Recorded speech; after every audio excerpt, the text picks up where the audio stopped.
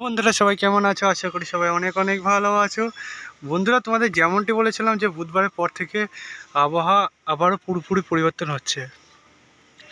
তেমনটি দেখতে হচ্ছে আবহাওয়া পুরোপুরি পরিবর্তন, গরম বিদায় নিয়ে এবার চালু হয়ে গেল রাজ্যে পুরোপুরি বৃষ্টি। ঠিক আছে বন্ধুরা, বৃষ্টি যে চালু হলো তার সাথে ঝোড়ো হাওয়া এবং শীতের আমেজ আবারও বঙ্গবাসী পেয়ে গেল।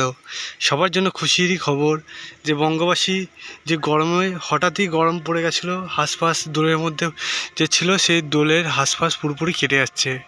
পুরোপুরি বলতে এখন পুরোপুরি বিদায় নিচ্ছে। ঠিক আছে, দিয়ে কয়েকটা দিন থাকবে এবার ঠান্ডা স্টিম। বঙ্গবাসীর জন্য খুবই খুশি খবর। দেখতে পাচ্ছ বঙ্গ জুড়ে কেমন হাওয়ার যে দাপট কেমন বইছে। ঠিক আছে, তোমার যে জেলায় সেই জেলায় কেমন আবহাওয়া আছে কমেন্ট সেকশনে অতি অবশ্যই কমেন্ট করো। আজকে বন্ধুরা দিনভর এইভাবে করে যাবে, কয়েক জেলায় কয়েক পশলা বৃষ্টি হবে। ঠিক আছে, এবং শিলাবৃষ্টি বজ্রপাত যে কটা যে লাল সতর্কতা জারি করা আছে সে কটা জেলায় হবে।